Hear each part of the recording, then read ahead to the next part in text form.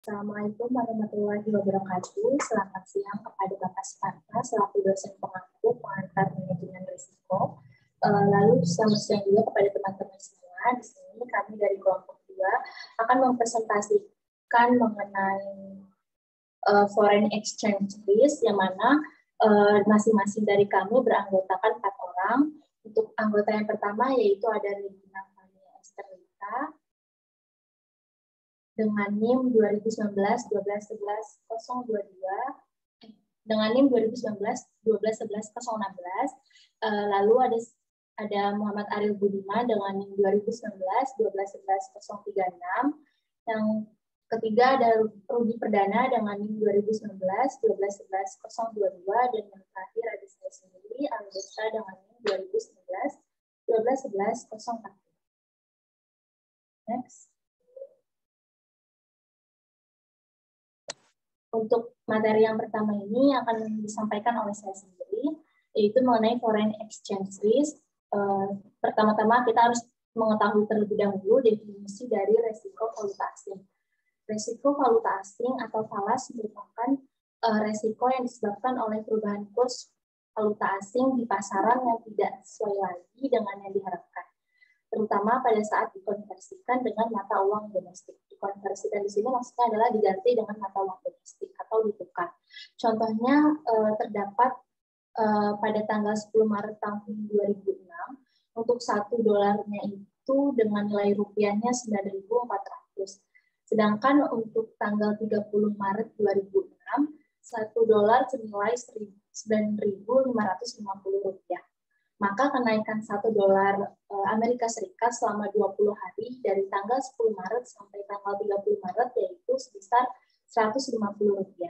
Secara umum, resiko nilai tukar adalah resiko yang diakibatkan karena adanya perbedaan jenis, bobot, kadar, dan takaran antara barang atau produk yang akan dipertukarkan. Lalu untuk secara khususnya, resiko nilai tukar atau resiko persen uang adalah suatu bentuk resiko yang muncul karena adanya perubahan nilai tukar suatu mata uang terhadap mata uang yang lain. Next.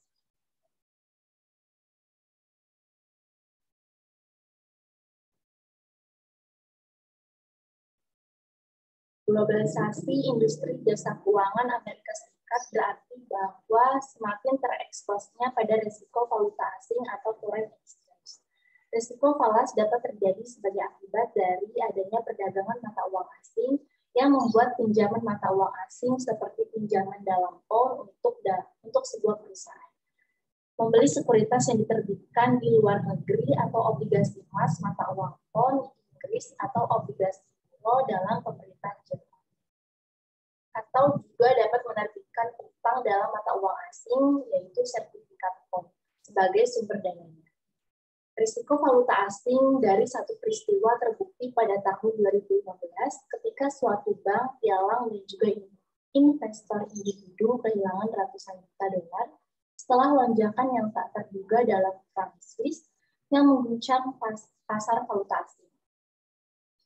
Franc Swiss melonjak hampir 30% terhadap euro dan juga 18% terhadap dolar dalam waktu beberapa menit menyusul keputusan Bank Nasional Swiss untuk menghentikan pembatasan nilai franc terhadap euro. Citigroup dan juga Deutsche Bank masing-masing kehilangan sekitar 150 juta US dollar karena apresiasinya terhadap franc Swiss.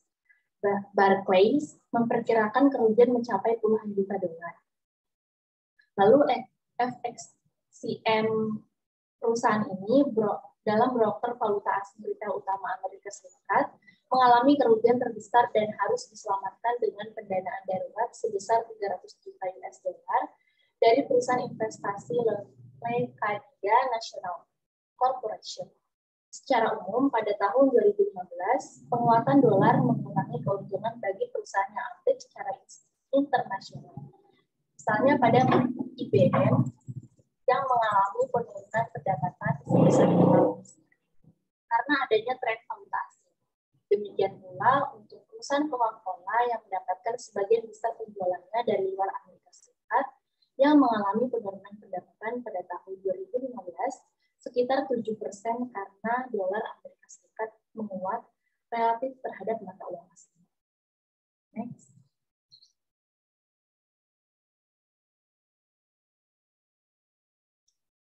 Di sini terdapat cara untuk menghindari resiko valuta asing.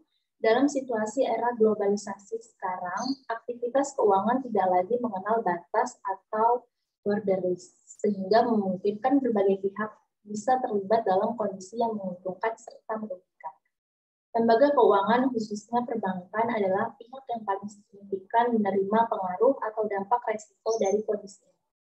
Sebenarnya resiko valuta asing ini juga dialami oleh banyak perusahaan multinasional atau multinational corporation karena disebabkan keterlibatan mereka yang begitu penting dalam mata uang asing tersebut. Lalu untuk economic exposure atau operating or competitive exposure-nya, yaitu melakukan research dan juga analisis secara mendalam terhadap tren kurs valuta asing yang terjadi pada masa yang akan datang atau future analysis.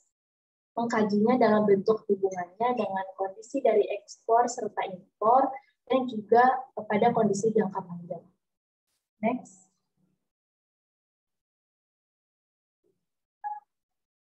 Lalu di sini juga terdapat cara antisipasi perusahaan dalam menghadapi fluktuatif valuta asing. Pemahaman stabilitas keuangan bukan hanya milik negara, namun juga bagi perusahaan yang menjadi bahan kajian yang begitu penting untuk dikaji. Semakin besar cadangan atau reserve yang dimiliki, maka semakin memberikan kenyamanan bagi keuangan suatu perusahaan, namun begitu juga sebaliknya. Jika cadangan yang dimiliki adalah kecil, maka kondisi fluktuasinya atau fluctuative condition yang akan dialami oleh perusahaan yaitu sangat rentan. Lalu, jika suatu perusahaan keterlibatan bisnisnya adalah lebih banyak bersifat domestik, maka maksimalitas cadangannya dalam bentuk mata uang domestik. Namun, jika lebih banyak terlibat dalam bisnis skala internasional, tentu cadangannya dalam bentuk mata uang asing atau foreign currency. Atau secara sederhana, cadangan tersebut dapat dilihat sebagai hedging atau lindung nilai terhadap kejadian-kejadian yang menyangkut dengan perubahan dari currency atau mata uang suatu negara. Kondisi perubahan seperti itu dapat menyebabkan suatu perusahaan mengambil beberapa keputusan guna melindungi aktivitas bisnisnya dari kondisi fluktuatif yang mampu memberikan dampak kerugian pada perusahaan tersebut. Untuk poin yang pertama, menghindari pembelian barang dalam bentuk mata uang asing ketika hal tersebut tidak diperlukan.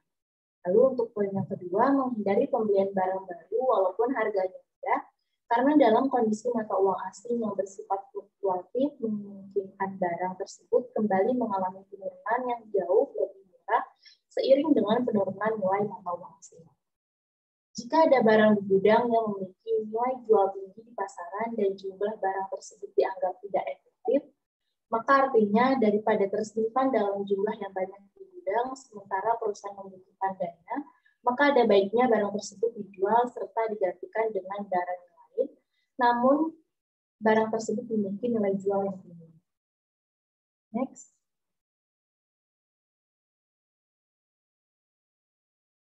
Lalu masuk ke jenis-jenis pasar valuta asing. Terdapat 4 jenis pasar valuta asing sebagaimana telah dijelaskan dalam buku Manajemen Valuta Asing Dasar Keputusan Keuangan Perusahaan Multinasional. 4 jenis pasar valuta asing yaitu untuk yang pertama ada pasar spot. Pasar spot adalah pasar di mana transaksi pertukaran valuta asing dilakukan untuk pertukaran yang segera, yaitu selambat-lambatnya selama 2 hari kerja. Pasar ini menggunakan kurs spot atau kurs mata uang saat transaksi, atau nilai tukar yang berjalan pada suatu valuta asing. Pada pasar spot menggunakan transaksi spot. Lalu untuk yang kedua, pasar forward. Pasar forward adalah pasar berjangka yang mana transaksi jual-beli valuta asing dilakukan untuk penyerahan di masa yang akan datang atau penyerahan di luar area spot serta kurs yang digunakan adalah kurs forward. Pasar forward menggunakan kontrak forward, yaitu kesepakatan yang berhubungan dengan pertukaran dua valuta yang akan dilakukan pada suatu waktu di masa yang akan datang dengan kurs tertentu yang telah disepakati sebelumnya. Transaksi perdagangan ini dapat dilakukan melalui telepon atau teknologi informasi tanpa harus saling bertemu. Lalu yang ketiga ada pasar future. Pasar ini adalah pasar dengan kontrak perdagangan valuta asing yang menetapkan besarnya volume perdagangan valuta asing pada waktu, harga, serta tempat tertentu yang telah disepakati. Pasar ini memperdagangkan kontrak future yang didasarkan pada sekuritas-sekuritas jangka pendek seperti emas dan juga valuta asing. Lalu untuk yang keempat, yang terakhir ada pasar opsi atau option market. Pasar ini adalah pasar yang menggunakan kontrak yang didasarkan hak untuk memilih menggunakan opsi ataupun tidak. Currency option kontrak adalah tipe kontrak alternatif yang dapat dibeli atau dijual oleh para spekulan atau suatu perusahaan. Harga valuta asing bagi pemilik opsi yang ingin menggunakan hak disebut exercise price atau strike price. Opsi dapat dibeli atau dijual melalui pialang dengan membayar komisi atau premi untuk satu opsi mata uang. Pialang mensyaratkan adanya margin sepanjang periode kontrak. Margin juga dapat ditingkatkan bagi nasabah yang posisi opsinya memburuk. Hal ini merupakan suatu bentuk perlindungan terhadap potensi kerugian jika nasabah tidak dapat memenuhi kewajibannya. Opsi mata uang dikelompokkan menjadi opsi beli atau call option dan juga opsi jual atau put option. Next.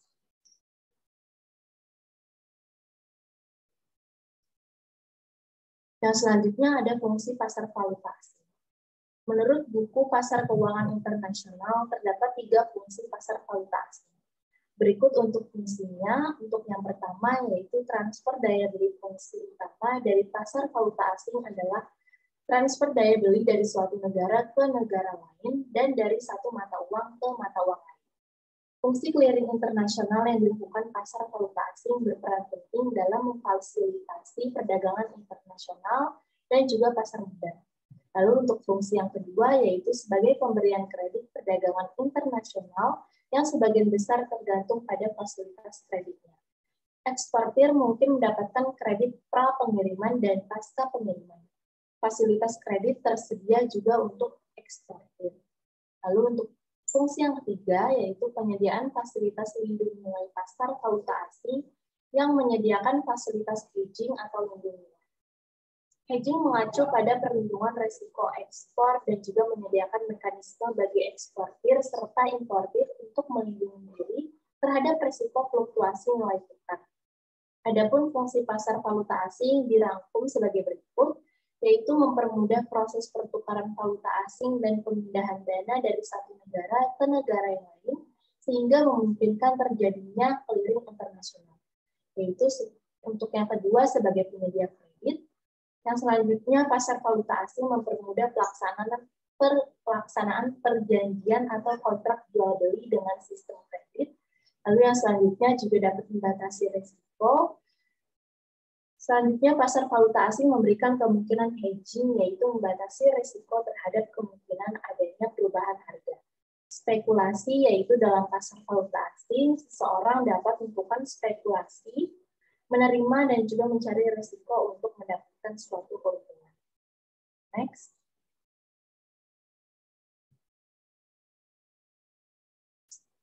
Yang selanjutnya masuk ke struktur pasar valuta asing.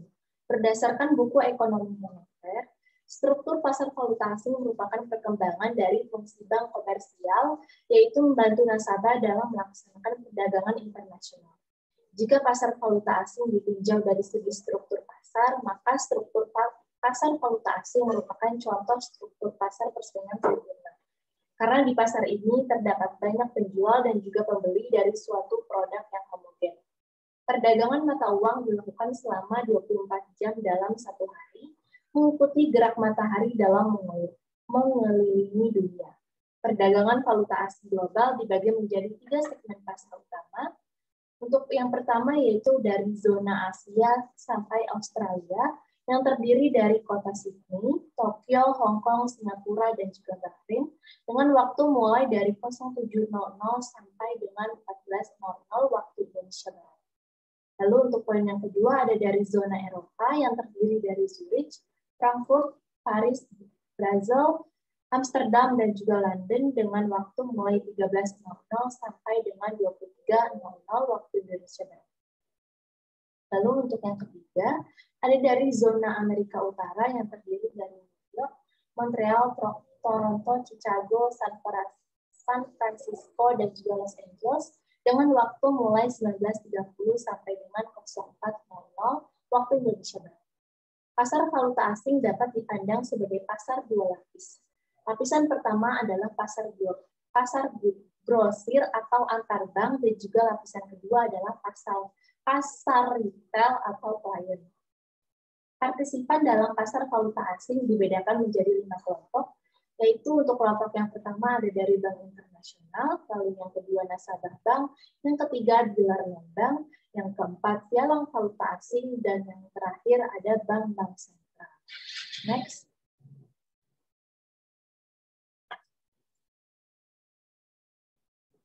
Keuntungan dan juga kerugian pergerakan valuta asing berasal dari pergerakan nilai tukar mata uang asing yang diperlukan sebagai berikut. Untuk poin yang pertama, transaksi yang mengakibatkan laba atau rugi ditranslasikan pada nilai mata uang rata-rata yang berlaku selama tahun berjalan. Lalu yang kedua, aktiva dan juga kewajiban dalam neraca penutupan ditranslasikan pada nilai tukar yang berlalu pada tanggal penutupan laporan. Dan yang terakhir yaitu aktiva bersih pada neraca awal dinyatakan kembali dengan nilai tukar pada saat penutupan, yaitu selisih dari tahun sebelumnya akan dimasukkan dalam cadangan. Perbedaan nilai tukar atas pinjaman dalam bentuk mata uang asing yang secara langsung dinaikkan atau untuk memberikan pembendung atau hedging terhadap aktiva tetap di luar negeri akan dimasukkan dalam cadangan dan akan di-offset terhadap perbedaan nilai tukar atas aktiva tersebut. Semua keuntungan dan juga kerugian telah dimasukkan dalam laporan laba. Next. Yang selanjutnya yaitu ada kontrak future dan juga kontrak option atau opsi sebagai salah satu cara mengantisipasi resiko valuta asing. Salah satu cara yang juga sering dipakai dalam mengantisipasi resiko yaitu dengan menerapkan future and option atau yang biasa disebut dengan foreign currency future dan juga foreign currency option, di mana keduanya termasuk dalam kategori surat berharga derivatif atau sekuritas derivatif. Sekuritas derivatif ini sendiri adalah sebuah sekuritas yang nilainya tergantung pada aset lain yang lebih elementer atau aset yang mendasarinya, atau biasa disebut dengan underlying asset. Next. Pengertian dari sekuritas itu sendiri adalah surat berharga, yaitu suatu surat yang memiliki nilai nominal, nama penerbit, tanggal penerbitan, dan lain-lain sesuai aturan mekanisme yang berlaku yang dimana dijelaskan bahwa pemiliknya adalah pemegang yang sah terhadap aset tersebut. Lalu untuk future kontrak adalah kontrak standar antara dua pihak untuk membeli atau long position atau menjual, yaitu short position suatu aset dengan harga tertentu atau delivery price untuk penyerahan di masa depan melalui mekanisme bursa yang terorganisasi. Artinya, mereka yang tertarik untuk bermain dan juga mengambil keuntungan di future kontrak harus terdaftar dan menjadi salah satu anggota bursa. Atau cara lain yang dapat dilakukan yaitu melalui broker atau pialang di mana organisasi mereka telah terdaftar resmi sebagai anggota bursa. Lalu yang selanjutnya ada option kontrak. Opsi adalah kontrak yang memberikan hak atau bukan kewajiban kepada pemegang kontrak itu untuk membeli, call option atau menjual put option. Suatu aset tertentu dengan harga tertentu yaitu biasa disebut dengan strike price atau exercise price atau harga patokan dalam jangka waktu tertentu. Dapat dilakukan pula pada jual beli valuta asing.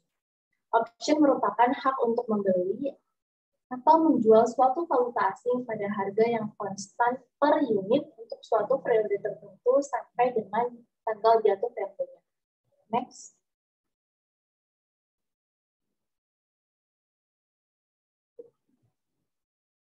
Masuk ke poin yang pertama, yaitu ada harga dan juga transaksi valuta asing. Next. Nilai tukar mata uang asing adalah harga di mana satu mata uang, misalnya pada dolar Amerika Serikat, dapat ditukar dengan mata uang lain, yaitu misalnya franc Swiss.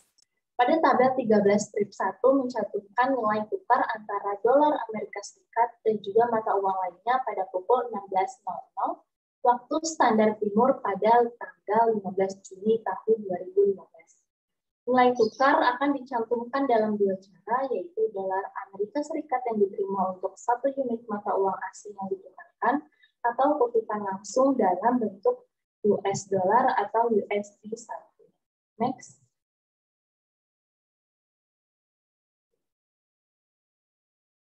Berikut adalah nilai tukar dolar Amerika Serikat di akhir perdagangan kota New York dalam bentuk US dollar.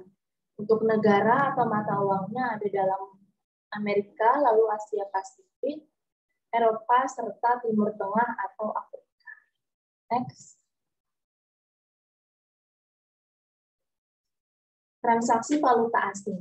Ada dua tipe dasar kurs valuta asing dan juga transaksi valuta asing, yaitu tanggal penyelesaian spot dan tanggal penyelesaian forward. Transaksi spot valuta asing melibatkan penyelesaian langsung atau pertukaran mata uang dengan nilai tukar saat ini atau spot, dan dapat dilihat pada gambar 13 strip 1. Berikut adalah transaksi valuta asing spot dalam bentuk penyelesaian pada tanggal spotnya, yaitu dari jangka waktu 1 bulan, 2 bulan, hingga 3 bulan. Untuk kursnya disepakati atau dibayar antara pembeli dan penjual, serta mata uangnya akan dikirim oleh penjual kepada pembeli. Sedangkan untuk transaksi forward, di bawahnya dalam valuta asing, yaitu penyelesaiannya dalam waktu 3 bulan, kursnya juga sama disepakati antara pembeli serta penjual, lalu pembeli membayar dengan harga untuk mata uang penjual, dan penjual tersebut yang mengirimkan mata uang. Next.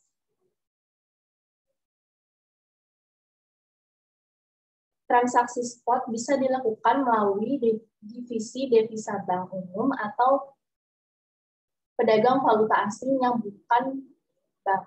Misalnya, seorang investor Amerika Serikat yang ingin membeli pound Inggris melalui bank lokal pada tanggal 15 Juni tahun 2015, pada dasarnya memiliki dolar yang ditransfer dari rekening banknya ke rekening dolar penjual pound pada tingkat 1 dolar per 0,6409 pound atau sekitar 1,56,2 US dollar per pound. 2. Secara bersamaan, pound ditransfer dari rekening penjual ke rekening yang ditunjuk oleh investor Amerika Serikat. Jika dolar terdepresiasi nilainya relatif terhadap pound, maka 1 dolarnya per 0,6328 atau sekitar 1,5757 dolar per pound. Nilai investasi poundnya jika dikonversi kembali ke dolar Amerika Serikat akan meningkat. Lalu jika dolar terapresiasi nilainya, maka relatif terhadap pound yaitu 1 dolar per 0,6428 pound atau sekitar 1,5557 dolar per poundnya. Nilai investasi poundnya juga bisa dikonversi kembali ke dolar Amerika Serikat, namun nilainya akan menurun. Next. Nilai tukar yang tercantum dalam tabel 13 strip 1 semuanya melibatkan pertukaran dolar Amerika Serikat untuk mata uang asing atau juga sebaliknya. Secara historis, pertukaran sejumlah uang ke mata uang yang berbeda mengharuskan pedagang untuk terlebih dahulu mengubah uang menjadi dolar Amerika Serikat dan kemudian mengubahnya menjadi mata uang yang diinginkan. Baru-baru ini, perdagangan lintas mata uang memungkinkan pedagang mata uang untuk melewati langkah awalnya mengkonversi ke dolar Amerika Serikat. Perdagangan lintas mata uang adalah sepasang mata uang yang diperdagangkan di pasar valuta asing yang tidak melibatkan dolar Amerika Serikat. Misalnya pada perdagangan lintas bursa GPB atau GPB yang dibuat untuk memungkinkan individu di Inggris Raya dan juga kota Jepang yang ingin mengkonversi uang mereka ke mata uang lain untuk menukarnya tanpa harus menanggung biaya konversi terlebih dahulu ke dolar Amerika Serikat. Nilai tukar lintas mata uang untuk 8 negara besar terdaftar di situs web Bloomberg. Next.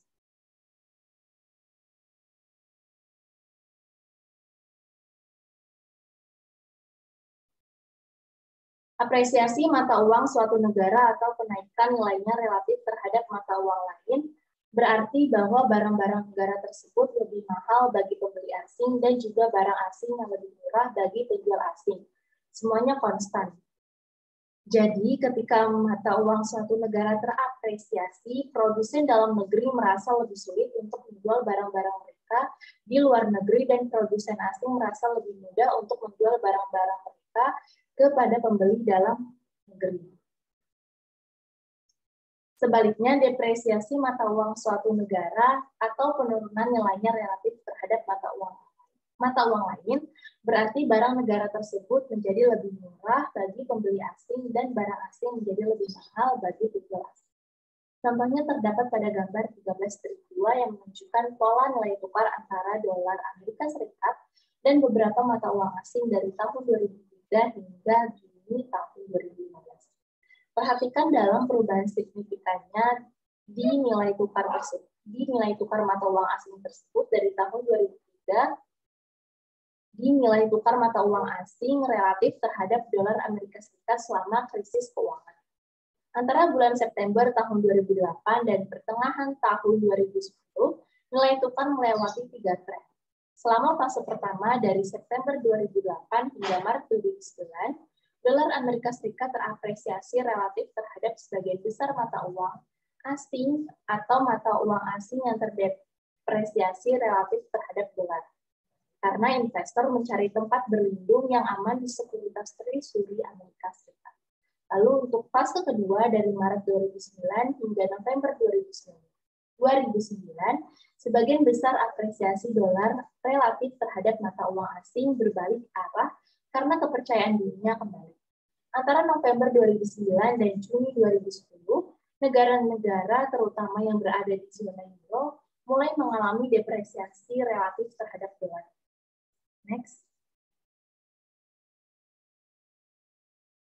Berikut adalah 3 tren yang telah dibahas tadi untuk gambar 13/2. Next. Untuk yang selanjutnya akan disampaikan oleh Pak.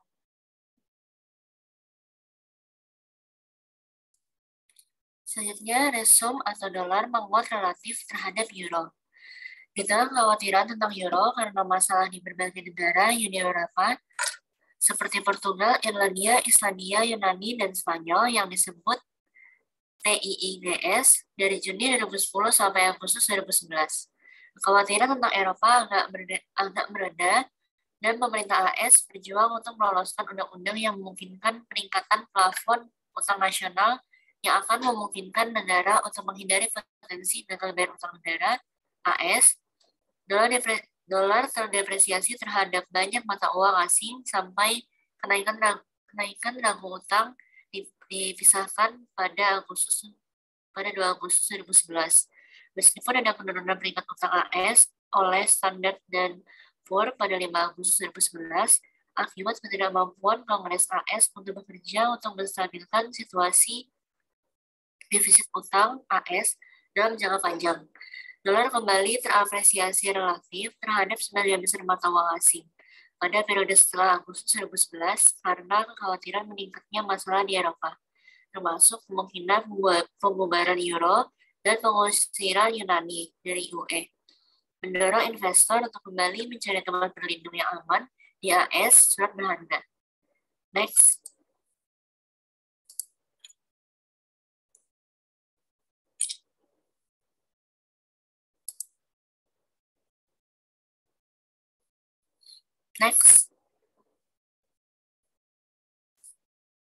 Selanjutnya, selain periode depresiasi dolar yang singkat pada akhir 2014, ketika Bank Sentral Eropa secara tak terduga memangkas suku bunga utamanya dalam upaya untuk mengatasi kemerosotan. Ekonomi negara yang terus berlanjut telah terus terapresiasi relatif terhadap mata uang asing hingga tahun 2015.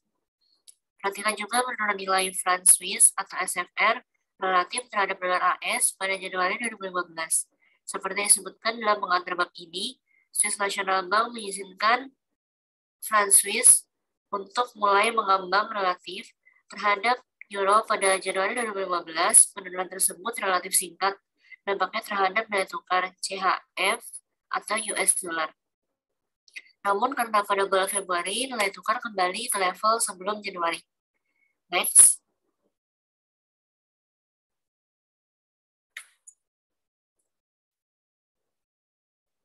Transaksi valuta asing forward adalah pertukaran mata uang pada nilai tukar tertentu atau nilai tukar forward yang diselesaikan pada tanggal tertentu di masa depan.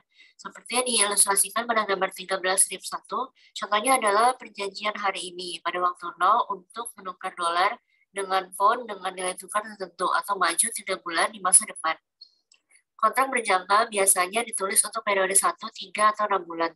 Tetapi dalam praktiknya, kontrak tersebut dapat ditulis dalam jangka waktu tertentu.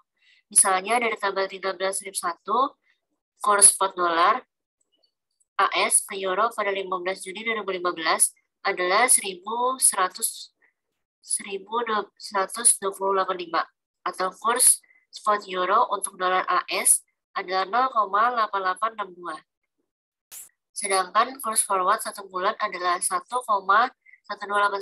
Dengan demikian, seorang investor dapat mengubah $250.000 menjadi euro di pasar valuta asing spot dengan kurs 0,8862 euro per dolar dan membeli kontrak forward 1 bulan untuk mengubah euro menjadi dolar.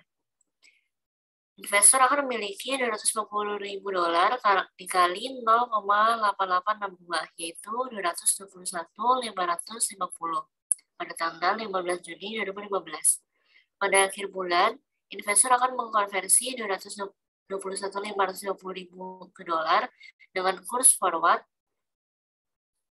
1.189 per euro atau 221.550 euro dikali 1,1289 hasilnya $250.108.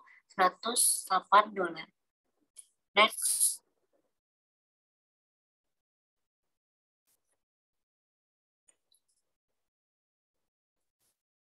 Selanjutnya yang kedua yaitu sumber paparan risiko valuta asing. Next.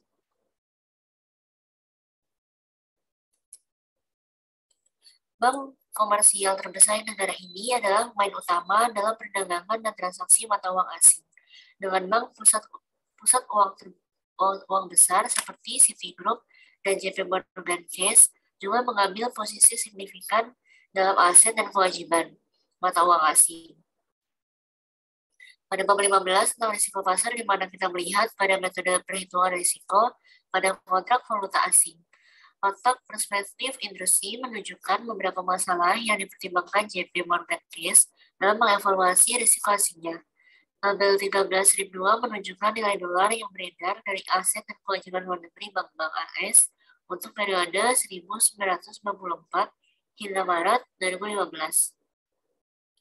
Angka tahun 2015 untuk aset asing adalah 432,5 miliar dolar dengan kewajiban luar negeri sebesar 278,0 miliar dolar. Seperti yang Anda lihat, baik kewajiban dan aset mata uang asing tumbuh hingga tahun 1997 dan kemudian turun dari 1998 hingga tahun 2000. Next.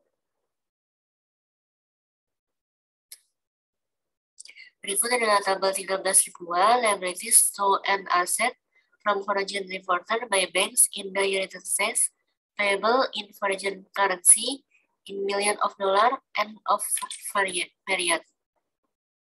Next.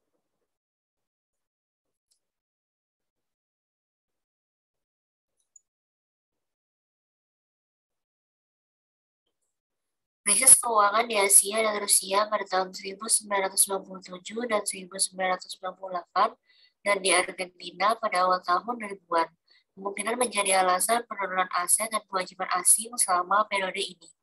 Setelah periode ini, pertumbuhan meningkat pesat seiring pulihnya ekonomi dunia. Sementara pertumbuhan kewajiban dan klaim aset pada orang-orang asing melambat selama krisis keuangan. Tingkat tetap stabil karena FIAS dipandang sebagai beberapa F1 teraman selama krisis. Selanjutnya, pada tahun 1994 hingga 2000, bank-bank AS memiliki lebih banyak kewajiban daripada klaim aset pada orang-orang asing. Jadi, jika dolar terdepresiasi relatif terhadap mata uang asing, lebih banyak dolar atau dikonversi ke mata uang asing. Next.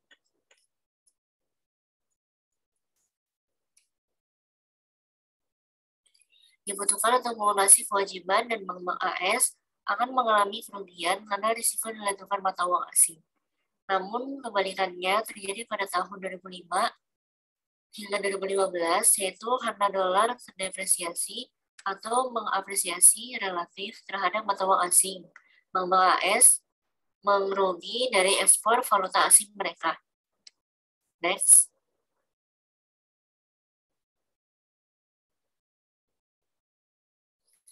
Untuk yang ketiga, yaitu posisi aset dan kewajiban asing. Next.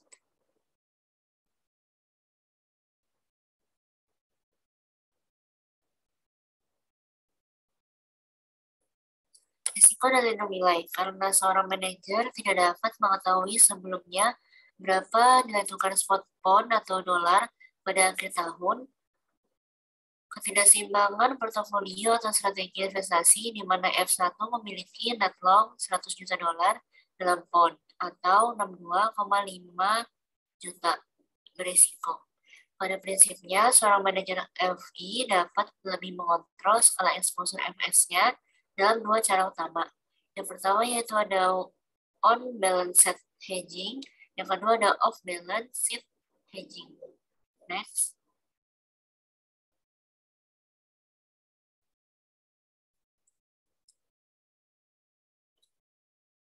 Selanjutnya untuk on-balance sheet hedging, contoh 13.4 lindung nilai di neraca mengilustrasikan bagaimana manajer FI dapat mengontrol exposure FX dengan membuat perubahan pada neraca. Anggaplah bahwa alih-alih mendanai investasi 100 juta dolar dalam 15% pinjaman Inggris dengan CDAS. Manajer FI menandai pinjaman Inggris dengan 100 juta dolar setara satu tahun pound CD pada tingkat 11%. Seperti yang diilustrasikan pada panel B, gambar 13-3. Sekarang neraca bank akan terlihat seperti ini.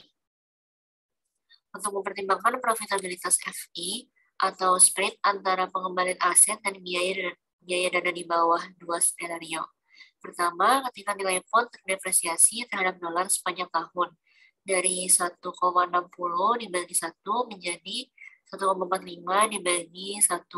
Dan kedua, ketika pound terapresiasi nilainya sepanjang tahun dari 1,60 dibagi 1 menjadi 1,70 dibagi 1 euro.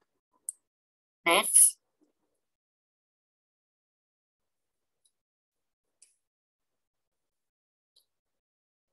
Selanjutnya, pound yang terdepresiasi ketika pound jatuh nilainya menjadi 1,45 dibagi 1. Pengembalian portofolio pinjaman Inggris adalah 4,22%. Pertimbangkan sekarang apa yang terjadi pada biaya 100 juta dolar dalam kewajiban pound dalam dolar. Yang pertama, pada awal tahun, FI meminjam 100 juta dolar ekuivalen dalam CD pound selama 1 tahun dengan tingkat bunga yang dijanjikan sebesar 11%. Pada nilai tukar 1,60. Ini adalah jumlah pinjaman yang setara dengan pound 100 juta dolar dibagi 1,6, yaitu 62,5 juta euro. Yang kedua, pada akhir tahun, bank membayar kembali pokok dan bunga kepada pemegang CD pound, yaitu 62,5 juta dikali 1,11. Hasilnya 69.375 juta euro. Yang ketiga, jika pound terdepresiasi menjadi 1,45 dolar dibagi 1 euro sepanjang tahun, pembayaran dalam dolar akan menjadi 69,375 juta dikali 1,45 dibagi 1. Hasilnya 100,59 juta atau biaya dana dolar sebesar 0,59%. Next. Selanjutnya, formula yang terdepresiasi. Dengan demikian, pada akhir tahun terjadi hal-hal berikut. Untuk average return on asset, 0,5 dikali 0,9 ditambah 0,5 dikali 0,422. Hasilnya 0,0061 atau 6,61%. Yang kedua, untuk average cost of funds, 0,5 dikali 0,8 ditambah 0,5 dikali 0,0059, hasilnya 0,04295 atau 4,295% atau 4.295%. Untuk net return, yaitu average return on asset dikurang average cost of funds. 6,61% dikurang 4.295%. Hasilnya 2.315%. Next.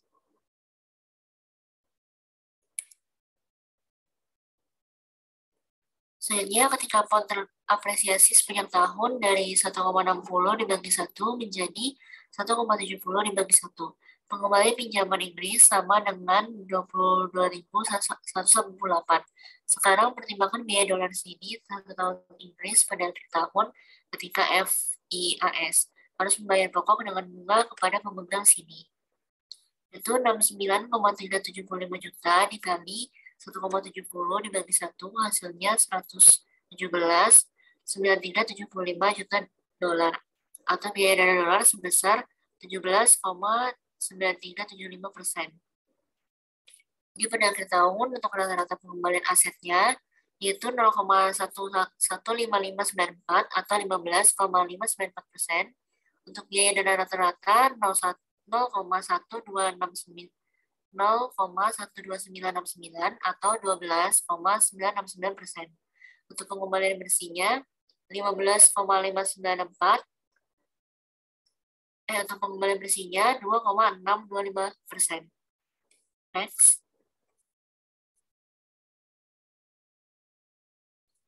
Perhatikan bahwa meskipun FI mengunci pengembalian positif saat mengukur eksposur valuta asing, bersih di neraca ke nol, pengembalian bersih masih fluktuatif. Dengan demikian, LK masih terekspos risiko nilai tukar mata uang asing. Namun dengan secara langsung mencocokkan buku aset dan kewajiban asingnya. F1 dapat mengunci pengembalian positif atau spread keuntungan ke arah manapun nilai tukar berubah selama periode investasi. Misalnya, bahkan jika perbankan AS domestik adalah aktivitas laba yang relatif rendah, FI bisa sangat menguntungkan secara keseluruhan.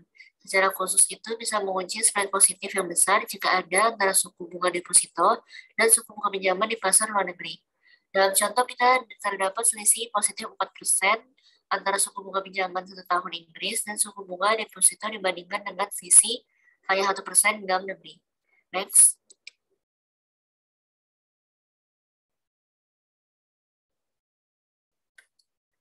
Perhatikan bahwa agar ketidakseimbangan dalam spread domestik dan spread luar negeri terus berlanjut dalam jangka waktu yang sama. Perusahaan jasa keuangan harus menghadapi hambatan signifikan untuk masuk ke pasar luar negeri. Secara khusus, jika modal real dan keuangan bebas bergerak, LK akan semakin menarik dari pasar AS dan mengarahkan kembali operasi mereka ke Inggris.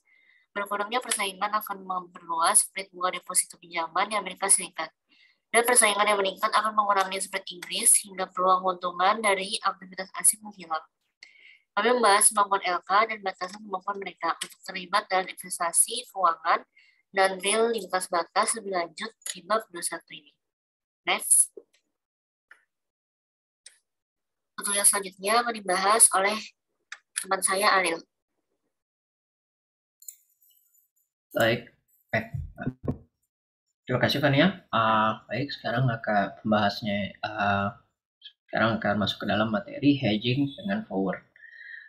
Di sini jadi peran kontrak forward atau FX adalah untuk mengimbangi ketidakpastian mengenai kurs spot masa depan pada pound pada akhir cakrawala investasi 1 tahun.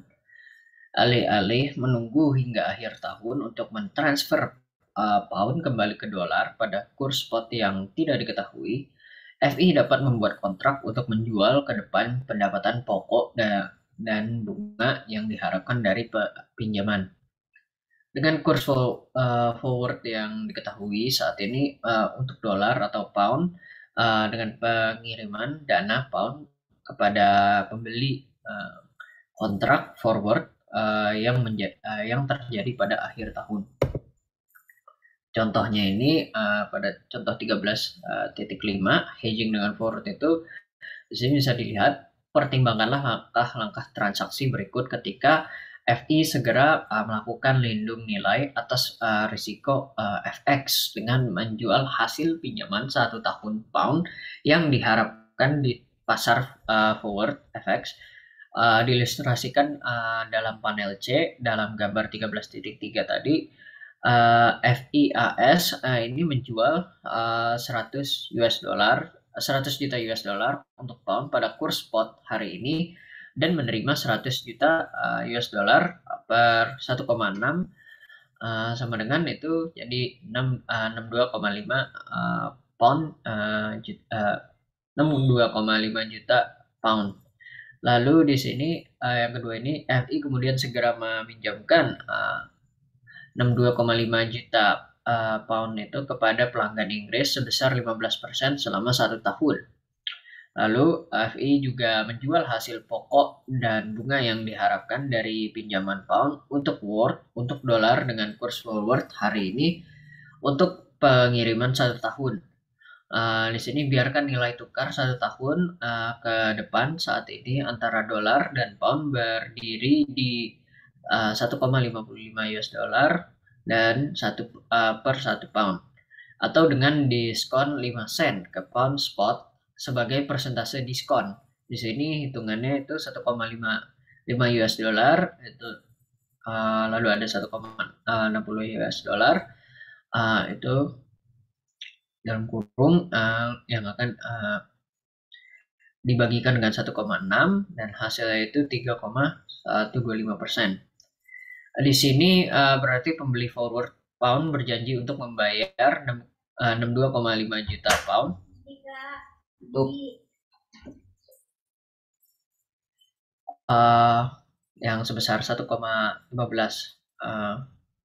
US dollar yang 1,15 lalu dikalikan dengan 1,55 per 1 pound sama dengan itu dengan 71.875 juta pound yang dikalikan dengan 1,55 per 1 pound itu sama dengan 111.406 juta US dollar. Jadi kepada FI penjual forward dalam 1 tahun ketika FI menyerahkan hasil pinjaman sebesar 71.875 juta kepada pembeli forward.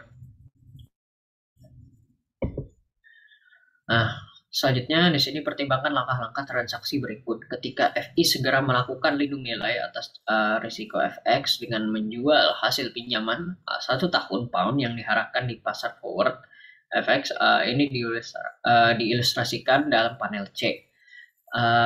Itu tadi jadi lanjutannya ini poin 4-nya ini. Jadi dalam 1 tahun pinjaman Inggris membayar kembali pinjaman kepada FI ditambah dengan dalam pound itu sebesar 71.875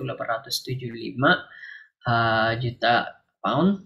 Lalu di sini poin 5 ini FI ini menyerahkan 71.875 juta pound ini kepada pembeli kontrak forward 1 tahun dan menerima 111.406 juta US dollar yang dijanjikan, kecuali peminjam pound default atas pinjaman atau pembeli forward yang mengingkari kontrak forward. FI juga mengetahui sejak awal periode investasi bahwa ia telah mengunci pembelian yang dijamin atas pinjaman Inggris sebesar, bisa dilihat di bawah ini, 111.406 yang dikurangi dengan 100 US dollar Mungkin di sini 100 juta ya jatuhnya ya. 100 juta US dollar yang lalu dibagikan dengan 100 US dollar. 100 juta US dollar. Sama dengan ini 0,11406 itu dipersenkan menjadi 11,406 yang dipersenkan menjadi ya 11.406 persen. Oke, next. Di sini secara khusus pengambilan ini sepenuhnya dilindungi nilai terhadap perubahan nilai tukar dolar atau pound selama periode holding 1 tahun dari investasi pinjaman. Mengingat pengembalian pinjaman Inggris ini pengembalian keseluruhan yang diharapkan dari portfolio aset FI adalah 0,5 lalu dikalikan dengan 0,09 ditambah dengan 0,5 dikalikan dengan 0,11406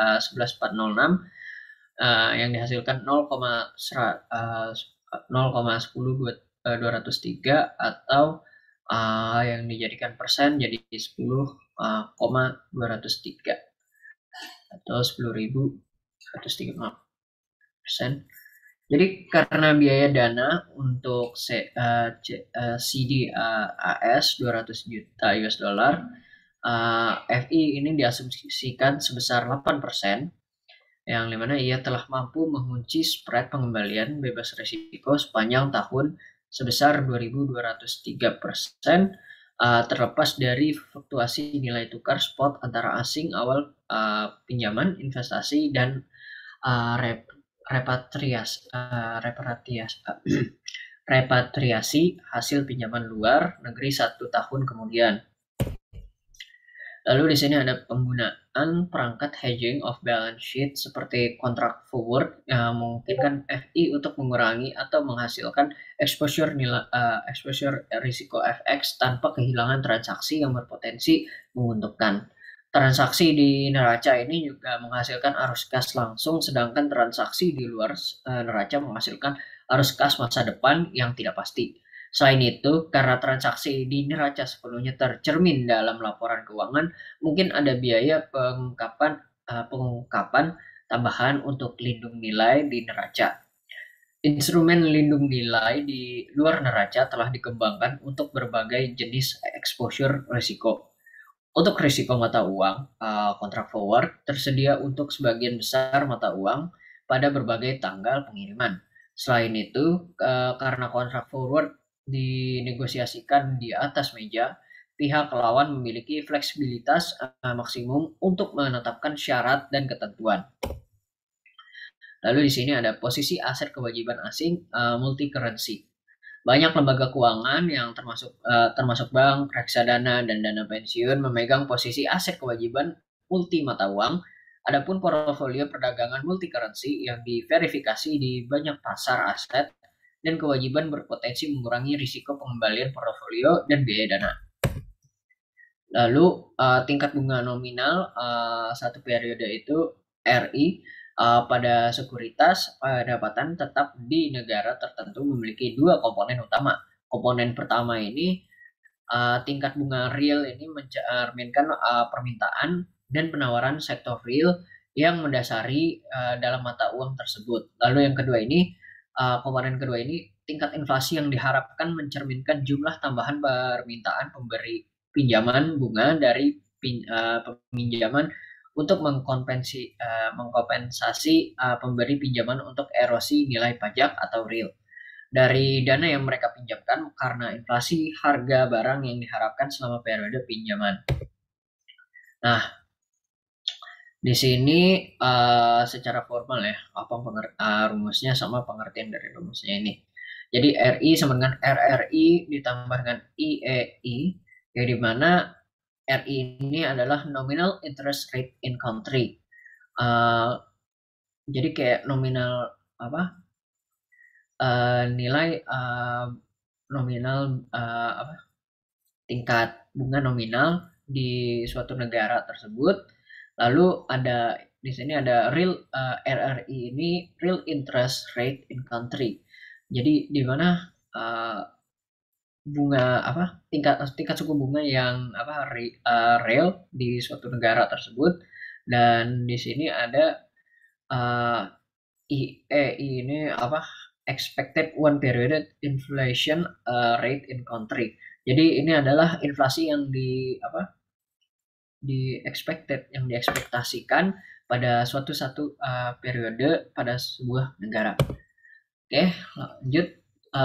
Pada tabel 13.6 ini ada korelasi pengembalian di pasar saham. Jadi bisa dilihat ini dari setiap negara ya, yang Dow Jones itu Amerika. Nah ini kayak bisa dilihat itu per monthly-nya ya, korelasi per bulannya. Ini setelah dari 2 bulan past 60 months itu berarti setelah lebih dari 60 bulan di sini, jadi bisa dilihat berarti itu 60 bulan berapa tahun ya. Di sini bisa dilihat Dow Jones itu Dow Jones pada Kanada dan Dow Jones yang berpengaruh pada Eropa dan sampai pada Afrika Selatan. Oke. Jika tabungan real dan investasi permintaan dan tekanan penawaran serta ekspektasi nilai inflasi terkait erat atau integrasi ekonomi di seluruh negara ada, kami berharap juga untuk menemukan bahwa suku bunga nominal sangat berkorelasi di pasar keuangan. Misalnya jika sebagai akibat dari permintaan dana investasi yang kuat, suku bunga real Jerman naik, mungkin ada arus keluar modal dari negara lain ke Jerman. Hal ini dapat menyebabkan kenaikan suku bunga real dan nominal di negara lain karena pembuat kebijakan dan peminjaman mencoba untuk mengurangi ukuran arus keluar modal mereka. Di sisi lain, jika pasar modal dunia tidak terintegrasi dengan baik, penyimpangan bunga real dan nominal yang cukup signifikan mungkin terjadi sebelum keseimbangan kembalian aset atau kewajiban asing cenderung berkorelasi relatif lemah dan ada peluang yang untuk diverifikasi yang signifikan. Dan dari tabel 13.6 itu mereka itu mencantumkan korelasi antara pengembalian dalam indeks saham utama antara 2010 sampai dengan 2015. Ini bisa melihat korelasi antara pengembalian pasar saham asing dan pengembalian pasar saham Amerika Serikat. Kita juga dapat melihat bahwa semuanya positif. Selanjutnya korelasi antar pasar bervariasi dari yang tertinggi itu 0,8729 antara Eropa dan Inggris hingga terendah itu 0,2688 antara Cina dan Jepang. Lalu di sini ada interaksi suku bunga, lalu inflasi dan pertukaran harga. Karena pasar keuangan global menjadi semakin saling terkait, dengan demikian pula tingkat suku bunga inflasi dan nilai tukar mata uang asing, misalnya bunga domestik yang lebih tinggi, tarif dapat menarik investasi keuangan asing dan berdampak pada nilai mata uang domestik. Pada bagian ini kita melihat pengaruh inflasi di suatu negara terhadap nilai tukar mata uang. Mata uang asingnya yang purchasing di sini ada purchasing power parity (PPP), yang kami juga memeriksa di mana hubungan antara suku bunga domestik dan asing dan nilai tukar mata uang asing spot dan forward, paritas suku bunga itu IRP atau Inggrisnya itu interest rate parity. Oke, lanjut. Sekarang ini kita masuk ke paritas daya beli. Salah satu faktor untuk mempengaruhi nilai tukar mata uang asing, ini paritas daya beli ini tadi yang ini ya, purchasing power parity, jadi yang PPP. Jadi salah satu faktor yang mempengaruhi nilai tukar mata uang asing suatu negara dengan negara lain adalah tingkat inflasi relatif di masing-masing negara, yang seperti ditunjukkan di bawah berhubungan langsung dengan tingkat bunga relatif di negara-negara tersebut. Secara khusus, RUS sama dengan EUS ditambah dengan RRUS dan RS sama dengan IS ditambahkan dengan RRS. di mana RUS itu interest rate in the United States. Jadi ini tingkat suku bunga di Amerika Serikat, lalu RS ini interest rate di Switzerland, atau bisa digunakan another negara luar. Lalu di sini juga mengambil US ini adalah dari inflation rate, peningkatan inflasi dari Amerika Serikat, dan lalu ini masih sama dengan yang sebelumnya, ini inflation rate di Switzerland.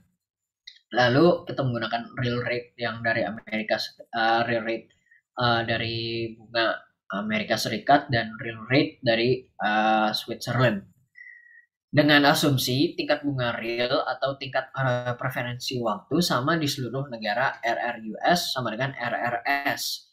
Lalu RUS lebih kurang dari RS sama dengan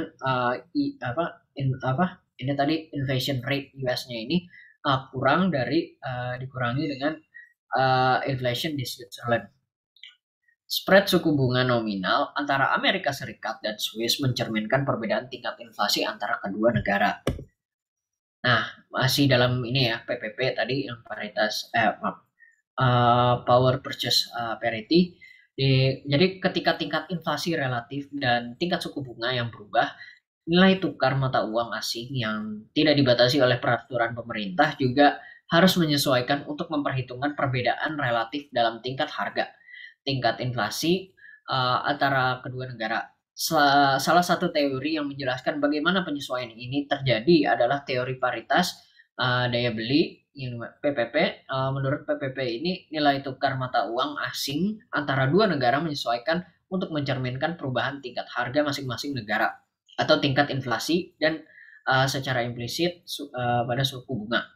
Karena konsumen dan importer yang mengalihkan permintaan barang mereka dari negara dengan tingkat inflasi yang relatif tinggi ke negara dengan tingkat inflasi bunga yang relatif tinggi ini, negara dengan tingkat inflasi bunga rendah. Lalu secara khusus teorema PPP ini juga menyatakan bahwa perubahan nilai tukar antara mata uang dua negara sebanding dengan perbedaan tingkat inflasi di kedua negara. Itu adalah rumus dari I domestic dikurangi dengan I foreign. I domestic itu tadi inflation in domestic yang dikurangi dengan inflation foreign, di mana negara luar, dan delta S domestic dibagikan dengan foreign, lalu S domestic dan dibagikan dengan foreign lagi. Oke, next. Di mana S domestic atau foreign dibagikan dengan foreign ini adalah nilai tukar spot mata uang domestik untuk mata uang asing, misalnya dolar Amerika Serikat atau franc Swiss atau Swiss franc. Lalu delta S domestik dibagikan dengan foreign ini sama dengan perubahan nilai tukar mata uang asing spot atau satu periode. Jadi menurut PPP ini faktor terpenting yang menentukan nilai tukar adalah kenyataan bahwa dalam perekonomian terbuka perbedaan harga dan implikasinya. Lalu tingkat harga berubah dengan inflasi, mendorong arus perdagangan, dan dengan demikian permintaan dan penawaran mata uang. Teori PPP umumnya harus diterapkan hanya untuk analisis jangka panjang.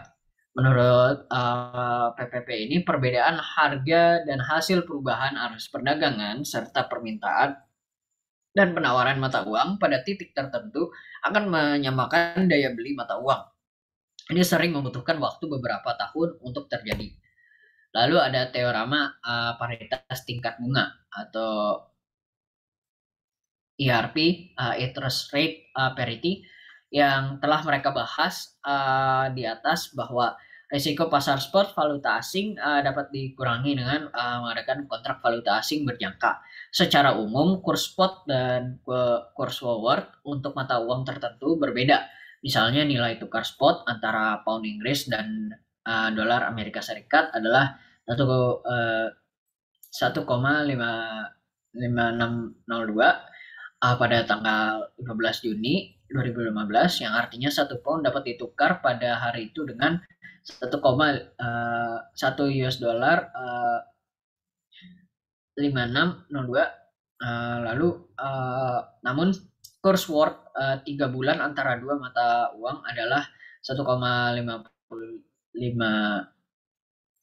pada tanggal 15 Juni 2015. Jadi kurs forward ini ditentukan oleh kurs spot dan selisih suku bunga jangka pendek antara kedua negara.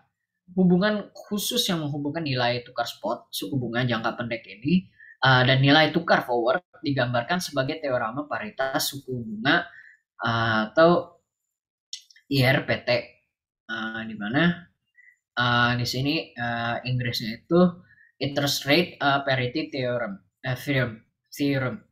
Jadi secara intuitif ini IRPT ini menyiratkan bahwa dengan melakukan lindung nilai di pasar nilai tukar forward, investor menyadari pengembalian yang sama, baik berinvestasi di dalam negeri maupun di luar negeri. Inilah yang disebut hubungan tanpa arbitrase, dalam arti bahwa investor tidak dapat membuat pengembalian bebas risiko dengan mengambil posisi saling mengimbangi di pasar domestik dan luar negeri. Artinya pengembalian dolar yang dilindung nilai atas investasi asing sama dengan pengembalian investasi domestik. Jadi misalkan dalam contoh sebelumnya tingkat tahunan deposito berjangka Amerika Serikat adalah 8,1%, bukan 8%.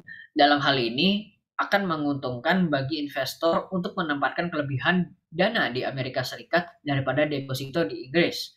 Peluang arbitrase yang Anda menghasilkan aliran dana dari deposito berjangka Inggris ke deposito berjangka Amerika Serikat. Ini menurut IRPT, aliran dana ini akan dengan cepat menaikkan nilai tukar dolar Amerika Serikat dengan pound Inggris, sampai potensi peluang keuntungan dari simpanan Amerika Serikat dihilangkan. Implikasi dari IRPT adalah bahwa dalam pasar yang kompetitif untuk simpanan, pinjaman, dan valuta asing, potensi peluang keuntungan dari investasi luar negeri bagi manajer lembaga keuangan kemungkinan kecil dan cepat berlalu. Pelanggaran IRPT ini jangka panjang kemungkinan besar terjadi hanya jika ada ketidaksempurnaan besar dalam deposito internasional, pinjaman, dan pasar keuangan lainnya, termasuk hambatan arus keuangan lintas batas. Misalnya pada akhir tahun 2014 ada stimulus moneter yang dilakukan oleh Bank of Japan yang dimaksudkan untuk menghasilkan yen yang lebih murah, dan dengan demikian dolar lebih kuat. Langkah tersebut menyebabkan harga pasar obligasi Amerika Serikat naik dan imbal hasil obligasinya menurun. Perdagangan mata uang asing meminjam yen dengan tingkat bunga yang sangat rendah, itu mendekati nol. Yen dikonversi ke dolar dan diinvestasikan dalam treasury Amerika Serikat dengan hasil yang jauh lebih tinggi daripada biaya bunga untuk yen yang dipinjam. Pembelian ini mendorong harga obligasi Amerika Serikat selama yen tidak naik nilainya. Perdagangan memperoleh keuntungan besar, terutama mereka yang menggunakan leverage tinggi. Nah, sekarang kita masuk dalam summary dari bab ini. Jadi dari bab ini dari buku ini menganalisis sumber resiko forward FX yang dihadapi oleh manajer lembaga keuangan. Risiko tersebut muncul melalui ketidaksesuaian perdagangan mata uang asing dan atau posisi aset kewajiban asing dalam mata uang individu. Sementara ketidaksesuaian tersebut dapat menguntungkan jika perakiraan FX atau forward terbukti benar. Hasil dan volatilitas yang tidak terduga dapat menimbulkan kerugian yang signifikan pada financial institute atau lembaga keuangan. Mereka juga mengancam profitabilitas dan pada akhirnya solvabilitasnya dengan cara yang mirip dengan resiko suku bunga dan likuiditas. Dan bab ini juga membahas kemungkinan cara untuk mengurangi risiko tersebut, termasuk lindung nilai langsung melalui pembukuan aset kewajiban asing, aset kewajiban yang asing yang sesuai, lindung nilai melalui kontrak forward, dan lindung nilai melalui diverifikasi portfolio aset dan liabilitas asing. Sekarang untuk pembahasan latihan soal chapter 9 ini akan dibahas oleh teman saya, Rudi Perdana. Dipersilahkan. Baik, terima kasih Saudara Ariel. Pada kesempatan ini kita akan membahas latihan soal chapter 9 dari chapter sebelum ini. Next.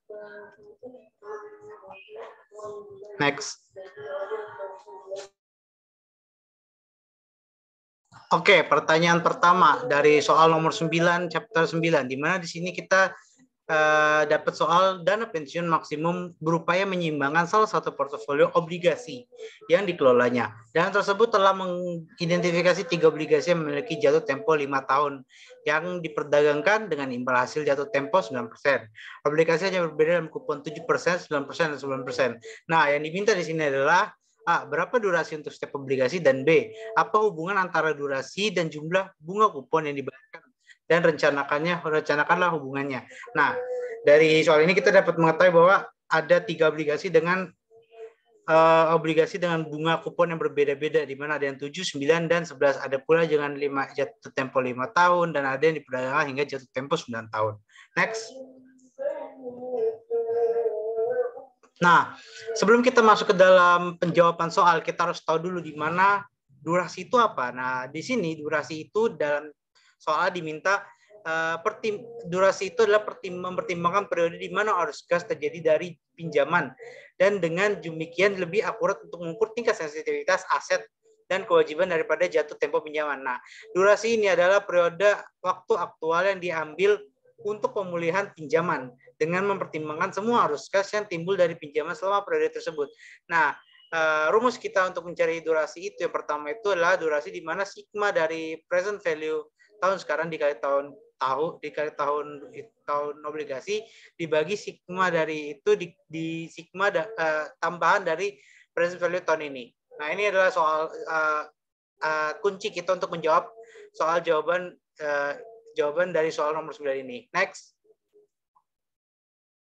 Nah, dari sini kita tahu bahwa durasi diukur dalam tahunan itu adalah dinyatakan dengan D. Lalu kita tahu bahwa arus kas diterima di sensitivitas dari akhir tahun itu dinyatakan dengan variabel CFT, dan periode terakhir di mana arus kas diterima itu adalah N. Maka untuk mengetahui faktor diskonnya, rumusnya itu kita menggunakan 1 dibagi 1 per R dalam kurung pangkat T, di mana R ini adalah hasil tahunan atau tingkat suku bunga pada saat ini yang kita ambil dengan nominal DFT. Nah, tanda penjumlahan untuk penjumlahan semua suku itu dari T tahun pertama sampai T tahun ke N, di mana T ke N itu biasanya ada di soal, dan rumus sekarang pada arus kas pada akhir periode itu dihitung dengan menggunakan rumus seperti CFT dikali DFT yang dinyatakan sebagai present value tahun ini. Nah, ini adalah sigmanya, di mana N itu tahun yang akan kita cari dari soal, dan T itu adalah tahun awalnya. Next. Nah, jawabannya ini kita cari lagi, di mana nilai sekarang itu nilai uang dari uang hari ini akan diterima di masa yang akan datang. Ini menghitung beberapa nilai masa depan yang berharga dari hari ini.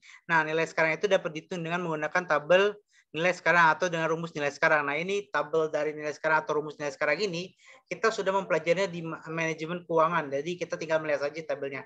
Nah, rumus untuk menghitung nilai sekarang itu menggunakan rumus lump sum, di mana present value itu sebenarnya future value dibagi 1 per R di pangkat T, di mana R itu adalah suku bunga dan T itu adalah jangka waktunya. Next. Nah, jadi di sini arus kas dari setiap waktu yang sama dengan tingkat kupon dan arus kas pada akhirnya sama dengan tingkat kupon ditambah dengan nilai nominal obligasi.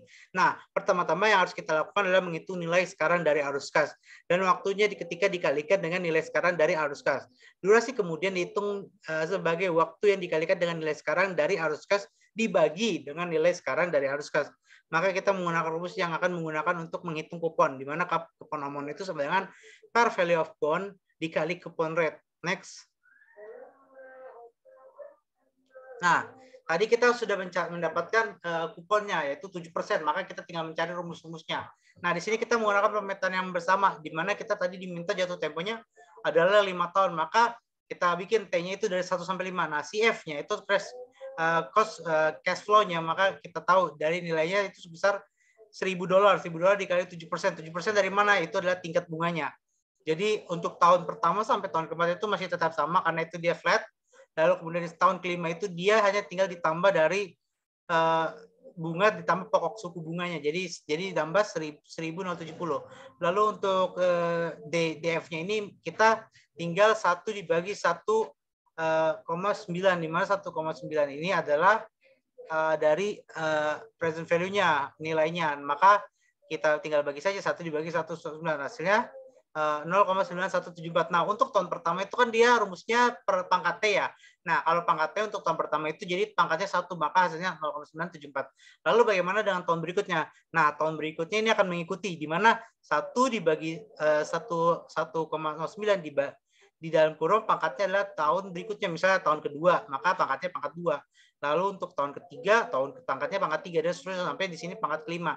Nah, di sini setelah kita udah dapat semuanya, maka kita tinggal kembalikan dari cash flow dikali DF, di mana hasilnya nanti di tahun pertama akan dapat $64,22, dan selanjutnya hingga sampai di tahun kelima kita dapat $695,43. Nah, ketika kita menjumlahkan cash flow dikali DF-nya, maka dapatlah kita nominal sebesar $922,21. Nah, apabila kita menggunakan rumus dengan CF dikali DF dikali T tahun awalnya, maka kini cuma tinggal dikali pangkat dikali tahunnya. Misalnya kalau tahun pertama berarti dikali 1, maka tetaplah 64,22, dan kalau untuk tahun berikutnya atau tahun kedua maka 58,92 dikali 2, lalu seterusnya, di mana nanti setelah kita mengkalikan semua dari CFD dikali DF dikali T, maka dapatlah nominal $4.019,71.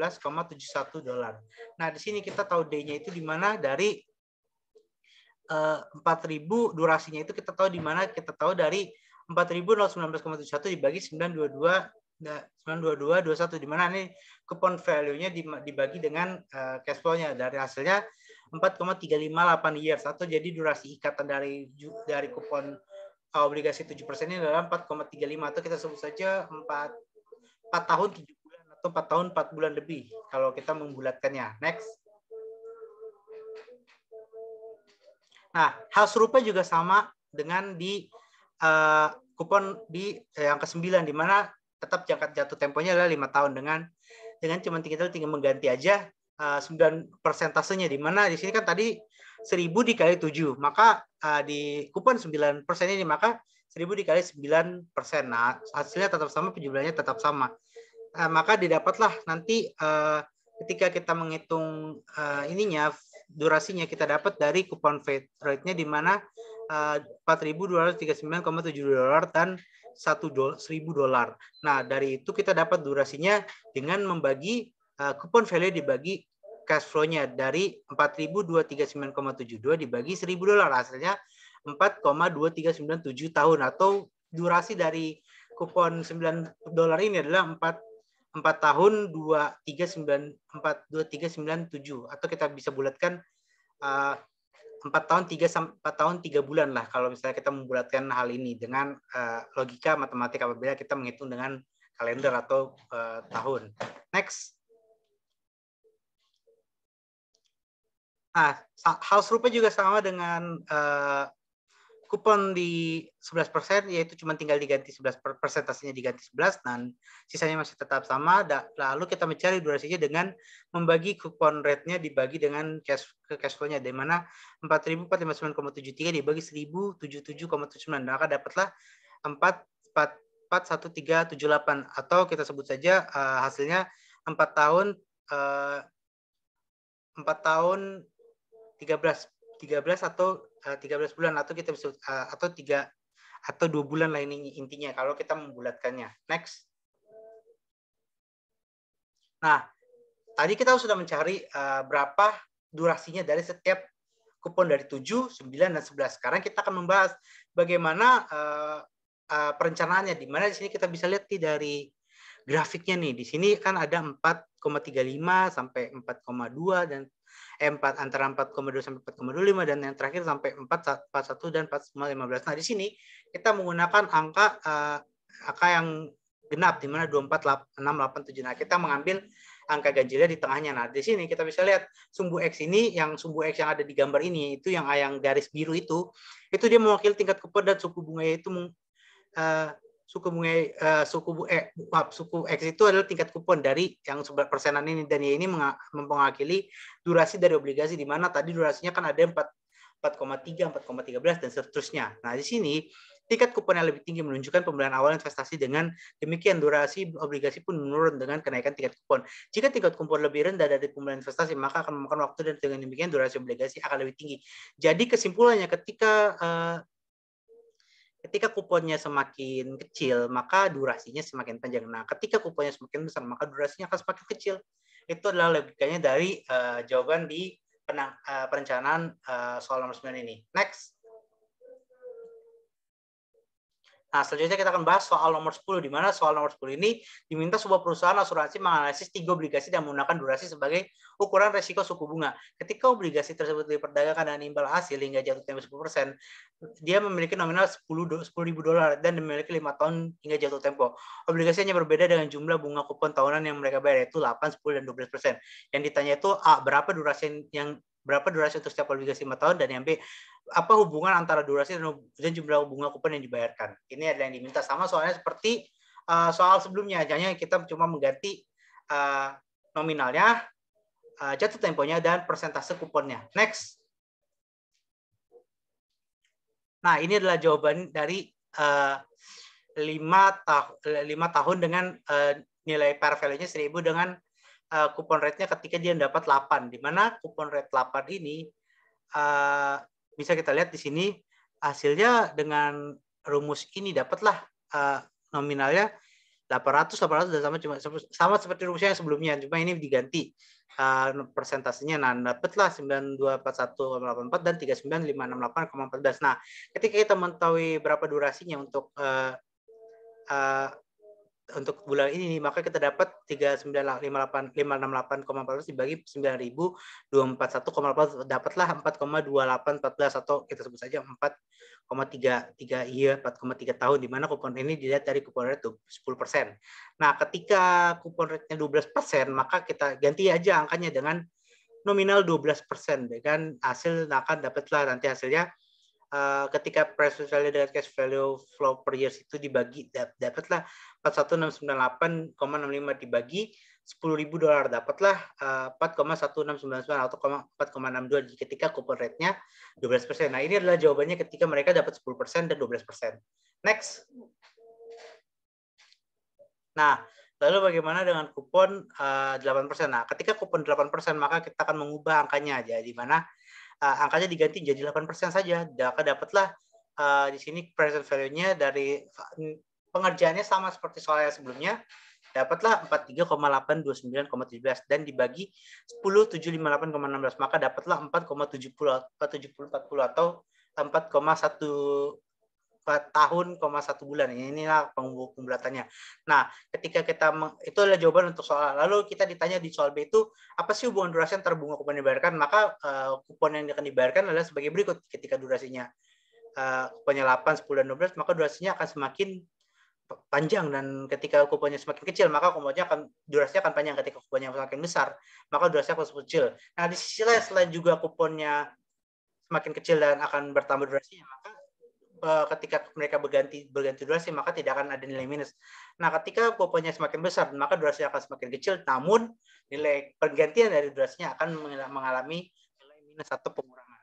Next. Nah, selanjutnya kita akan bahas soal nomor 11, di mana kita diminta untuk menjawab di mana Anda dapat memperoleh pinjaman sebesar $100.000 dengan tingkat bunga 10% selama 2 tahun. Anda memiliki pilihan untuk yang pertama membayar bunga 10% setiap tahun dan total pokok pinjaman pada akhir tahun kedua, atau kita menggunakan amortisasi pinjaman, yaitu membayar bunga 10% dan pokok dan pembayaran yang sama setiap tahun. Maka pinjaman tersebut dihargai dengan harga par. Yang ditanya itu berapa durasi pinjaman di bawah kedua metode pembayaran, dan yang kedua berdasarkan perbedaan kedua hasil tersebut. Nah, jadi kita diminta untuk menjawab 2 soal ini. Next. Nah, kita akan menjawab soal pertama dulu, di mana untuk arus kas dari setiap waktu yang sama dengan tingkat kupon dan arus kas yang pada akhirnya sama dengan tingkat kupon, kita menilai nominal dengan obligasi. Pertama-tama kita akan menghitung nilai sekarang dari arus kas dan waktu dikalikan dengan nilai sekarang dari arus kas. Durasi kemudian dihitung sebagai waktu dikalikan dengan nilai sekarang dari arus kas dibagi dengan nilai sekarang dari arus kas. Nah, ketika kita mencari ini, maka kita harus menggunakan rumus coupon rate yang tadi sebelumnya kita sudah dapatkan. Di mana coupon nominal itu par value of bond dikali coupon rate. Nah, di sini kita diminta durasi obligasi di bawah ini, di mana jatuh tempo 1 tahun dan 2 tahun. Nah, kita menggunakan 10%. Nah, bunganya sama kan, pengerjaannya sama seperti soal di dua soal sebelumnya, hanya kita cuma mengganti persentasenya menjadi 10% saja. Nah, di sini kita bisa dapat ketika kita menggunakan pinjaman digabung dengan dua pinjaman ini, kupon amonnya dapatlah 190,909,9. Nah, sementara cost cash flow-nya itu hanya $100.000. Next. Nah, lanjutan dari ini, ketika kita harus menghitung pembayaran, maka kita harus menggunakan pinjaman amortisasi itu ditunjukkan dengan rumus seperti ini. Nah, PMT itu Dewan Present Value dibagi 1 dikurang 1 per R, 1 dikurang 1 dikurang 1 per 1 ditambah R per M pangkat MN dibagi R per M, di mana R itu suku bunga, N itu adalah jumlah tahun, dan M itu adalah frekuensi tahunan. Nah, ketika kita menggunakan rumus pinjaman ini, maka kita masukkan $100 dibagi 1 dikurang 1 per 1 ditambah 0,10 itu diambil dari 10% per 1 dalam kurung pangkat 2. Pangkat 2 itu dia 2 tahun ya, 2 tahun pinjaman dibagi 0,10 per 1. Maka kita dapatlah $100.000 dibagi 1 dikurang 1 per 10 pangkat 2 dibagi 0,10. Maka dapatlah $100.000 dibagi 1,735. Dapatlah nilainya nominal 57.619,05 aja. Dari hasil pinjaman ini kita dapat tahu bahwa pembayaran tahunan untuk pinjaman yang telah diamortisasi atau opsi kedua tadi itu adalah 57.619,5 dolar. Next. Nah, apabila kita menggunakan pilihan saat pertama atau durasi obligasi, maka kita menggunakan ini dua sama pengerjaannya sama juga seperti yang sama seperti yang rumus yang sebelumnya, yaitu rumus jawaban pilihan nomor 2. Hanya saja ini kita cuma tinggal mengganti saja rumusnya, di mana untuk kita apabila kita tidak menggunakan amortisasi berarti kita tidak menggunakan rumus PMT yang tadi. Nah, ketika kita menggunakan pinjaman ini saja, obligasi saja, maka kita hanya tinggal membagi 147.619,5 dibagi $1.000, maka hasilnya 1,4762 tahun. Jadi ikatan durasinya itu 1 tahun 4762 bulan. Jadi intinya kita sebut saja 1 tahun 5 bulan. Next. Jadi ini adalah pembulatannya ya. Pembulatan 1 tahun 5 bulan. Next. Nah, sekarang kita akan membahas soal yang kedua, soal nomor 12, di mana soal nomor 12 ini kita diminta untuk menjelaskan bagaimana durasi terkait dengan elastisitas bunga dari sekuritas pendapatan tetap. Lalu apa hubungan antara durasi dan harga sekuritas pendapatan tetap? Ini adalah hal yang soal ini kita akan diminta untuk kita jawab. Next. Nah, pertama kita harus mencari tahu dulu apa itu hubungannya, di mana di sini kita harus tahu dulu di mana ketika mengambil turunan pertama dari harga obligasi atau sekuritas pendapatan tetap, jika kita nyatakan MP, maka hubungan ketika hasil jatuh tempo itu akan diberikan dengan rumus sebagai berikut. Rumusnya akan dihitung dengan sebagai berikut, di mana DP dibagi P per DR dibagi 1 tambah R sama dengan minus D, di mana interpretasi ekonominya ini bahwa D itu adalah ukuran persentase perubahan harga obligasi untuk perubahan persentase tertentu dalam hasil hingga jatuh tempo elastisitas bunga. Persamaan ini dapat ditulis ulang dengan memberikan aplikasi praktis dengan rumus seperti ini. DP sama dengan minus D dikali dalam kurung DR per 1 tambah R kali P. Di mana dengan kata lainnya di sini, jika durasinya diketahui, maka perubahan harga suatu obligasi disebabkan kecilnya perubahan dari suku bunga atau R-nya itu, maka dapat diberikan bahwa itu kita dapat menggunakan rumus yang ada di atas, yaitu DP yang di minus 2R ini. Jadi kita tidak perlu memakai rumus DP per P, tapi kita menggunakan rumus DP sama dengan min D dalam kurung DR per 1 ditambah R dikali P. Next.